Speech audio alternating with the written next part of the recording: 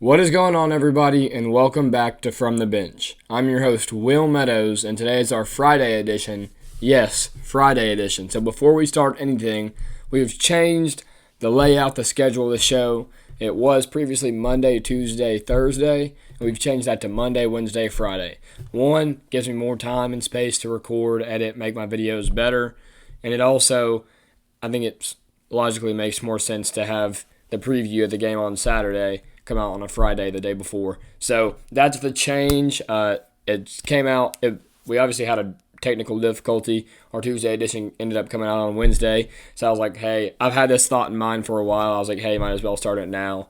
So this one's coming out on Friday. It's our first ever Friday edition of From the Bench. And today we're going to talk about a few things. Well, obviously it's the bye week for the football team. It's the bye week for the football team. So we're going to talk about what have the Vols done well leading up to this point, leading up to our last bye week of the year, and what's to come for the rest of the year. But we're also going to talk about what better to talk about of the bye week of the football team than the basketball team. They have their first exhibition this Sunday against Indiana. I think we're going to be very good this year, so we're going to talk about who's on that team, some new faces, blah, blah, blah. We're going to get into that towards the end of the episode. So before I start getting into any more details, make sure you guys subscribe to the YouTube channel, like this video, comment what are your expectations for the basketball team this year as they go into starting their year, the exhibition this Sunday, and then I don't remember the exact date for their first game, and obviously they start off with a couple bad teams. But comment what your expectations are for the basketball team, or comment something about the football team. Make sure you guys follow all of our social media handles. The handles are listed below, and let's get right into it. So before we start talking about basketball, let's talk about football. The Vols are sitting at 6-1 right now. Just beat your two biggest rivals. You beat Florida. You beat Alabama. You won the third Saturday in October. Obviously, we all know that. It's Friday. We won this on Saturday. But what have the Vols done well? First, we all know this defense. Man, this defense is something else. The defensive line is the best part of the team. There's no doubt about it. They're 10 deep. They can play a bunch of people. That's the obvious bright spot here. The linebackers have been good. Arion Carter has been incredible all year. Jeremiah T-Lander stepping up in the absence of Keenan Peely. And another guy that's stepping up is Jalen Smith, the sophomore. So, guys it's next man up mentality. Obviously, there's not a bad spot on this defense. The DBs, I believe, and I've said this for weeks now, that Jermon McCoy is the best DB in the SEC. Ricky Gibson's played good. He has a little bit of a tackling problem, in my opinion, but he's been good. The safeties, Will Brooks, obviously the hero of the Alabama game, the walk-on from Birmingham, Alabama, makes 8 tackles, saves a touchdown, and then has the game-winning interception.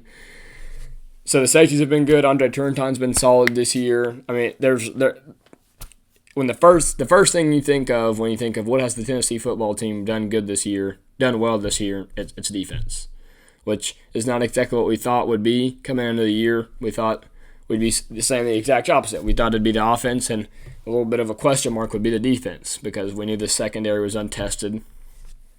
They've been tested, and they're really stinking good. The offense, obviously the O-line struggled a couple weeks. They looked a lot better against Alabama. They gave up 3 sacks, but not all their fault. Nico holds on the ball a little too long, blah, blah, blah, blah, blah. The offensive line played a lot better this past week against Alabama. So hopefully that's a continuing trend up. The receivers, they struggled a couple weeks getting separation. Obviously, Arkansas, there was a bunch of question marks with the offense. Seems like we've got it a little figured out. Obviously, we haven't scored in a first half in the last 3 games, so that's got to get figured out now. But the second half of the Alabama game has got to give you a little bit of hope. Dylan Sampson, there's not much to say about him. We've had a whole episode talking about him on Wednesday. I mean, the guy's a beast. He's the second best running back in college football. He's all we want and more. Nico Iamaleava, I mean, again, I said this a couple weeks ago before people started saying it. I think he's been a bit underwhelming, and I think a lot of people can agree on that now. But, again, grew up in the second half of the Alabama game, so the second half of the Alabama game has really got to give you hope and be like, maybe we're going to be all right. Josh Heupel's, again, the change of confidence and attitude and everything of Tennessee fans from 3 weeks ago, the Arkansas game, to now, it's leaps and bounds. You're like, oh wow, this team could be 8-4. Like, yep, this is not good. And then you beat your two biggest rivals. That's a good way to shut the fan base up. So, I'd say that the sentence, the motto of the a little over the halfway point, but the last bye week is improvement.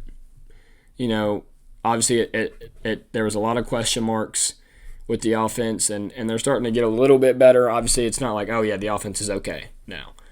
But it's getting better, and you only got to have hope after you beat Florida and you beat Alabama.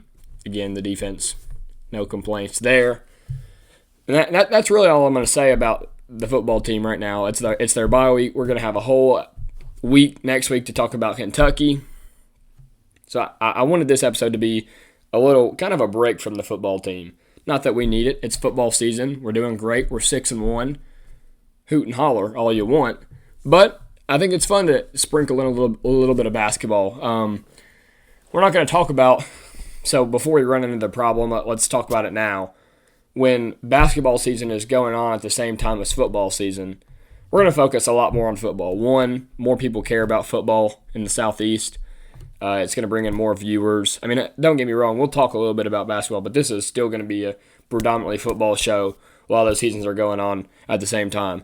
Also because, for the most part, like there's going to be a few games for the football team, but for the most part, like we're not going to be in SEC play by the time our football team is still playing. Basketball is not going to be in SEC play while the football team is still playing. Obviously, there's going to be some good games. Like I remember like playing Gonzaga near Christmas time a couple years ago when Grant and Admiral were here.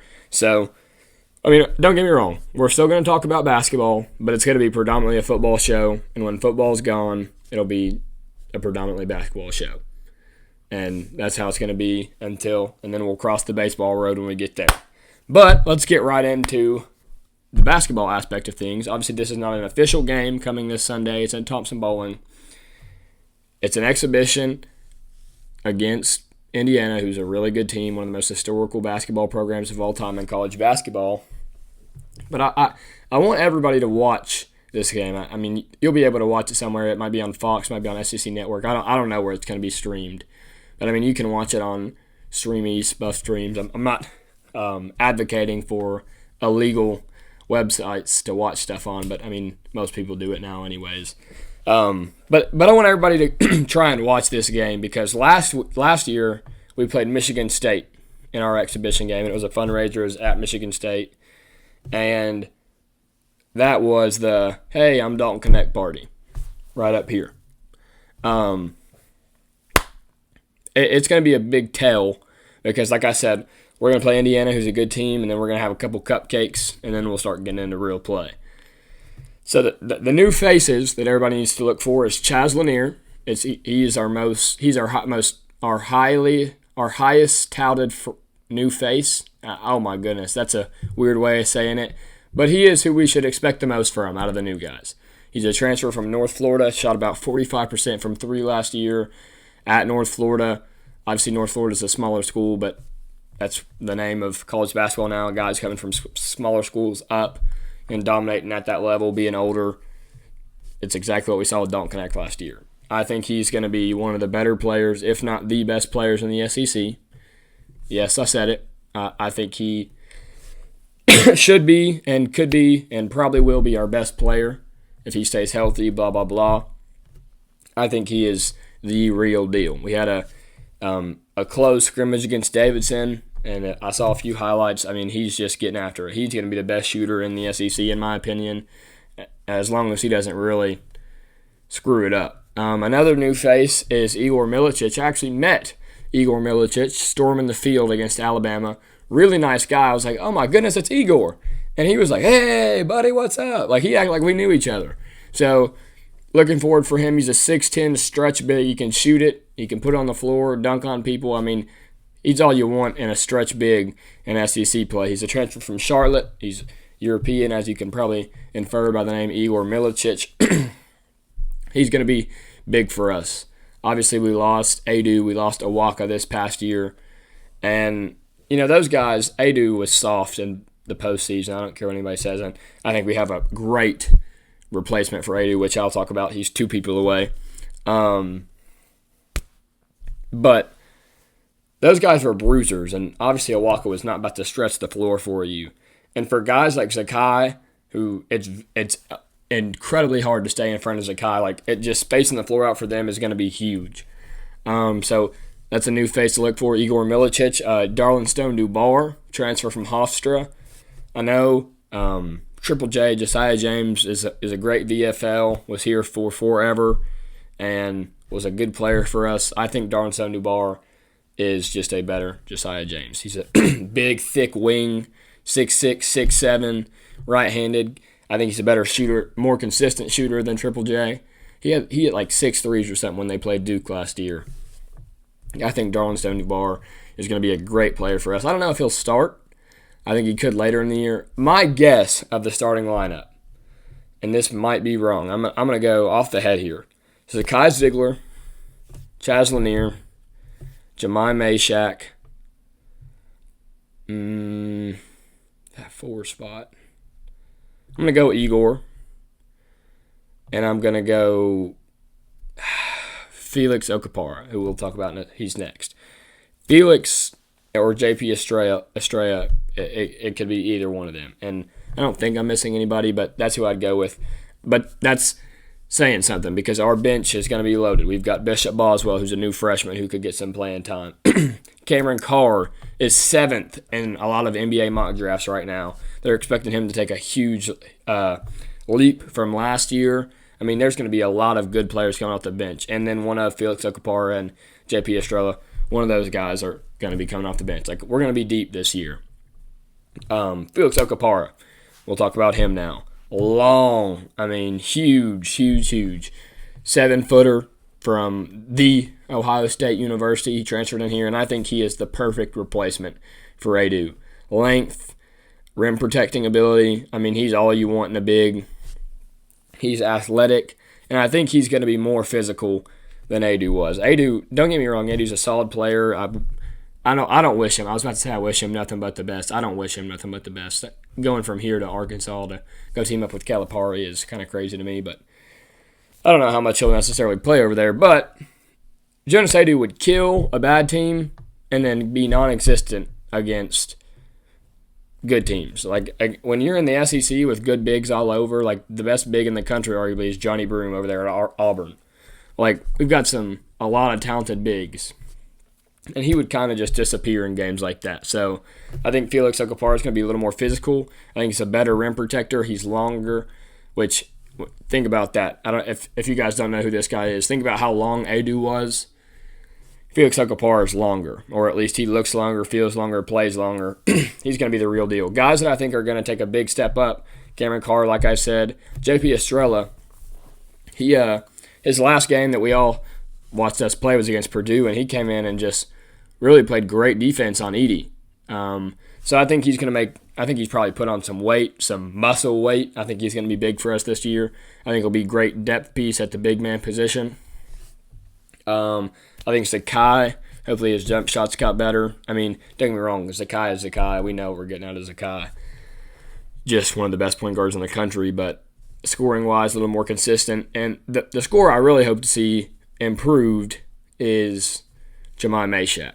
And obviously we know the defender he is, the hustle player he is. He does all the things a coach wants and a coach needs out of a role player because, again, it's not like he's going to go be our main option on offense at all.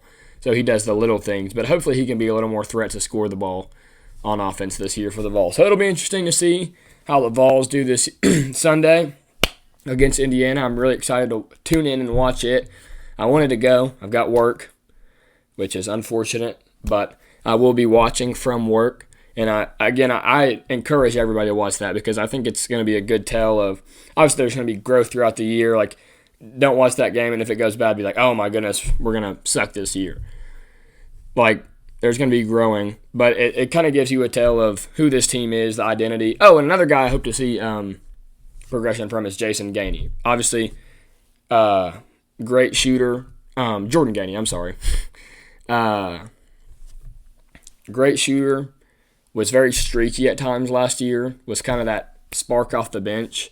But hopefully, again, consistency. Because he'd have one game where he'd go 6 or 7, and then he'd go 1 for 7 the next game. So a little more consistency at that spot off the bench. But again, I encourage everybody to watch that game. It could be a tell of the identity of the team, shooting-wise, player-wise, personnel-wise. I encourage everybody to watch that. But that's going to be it for today's episode of From the Bench. Again, today is our first ever Friday edition. It's going to be Monday, Wednesday, Friday. Another thing, shirts are trying to be made. The person that's making them is a little backed up. It's all good. They're going to be made. I have a bunch of people reaching out. They're going to be made, and I will let you guys know on here, on Facebook, on Twitter, on Instagram, as soon as they're made. So I'll let you guys know about that. Thank you guys for watching. Make sure you guys subscribe, like the video, follow all the social media handles listed below, and comment how you feel about how the football team has done up to this point and what your expectations are for the basketball team. Thank you guys for watching, and go Vols.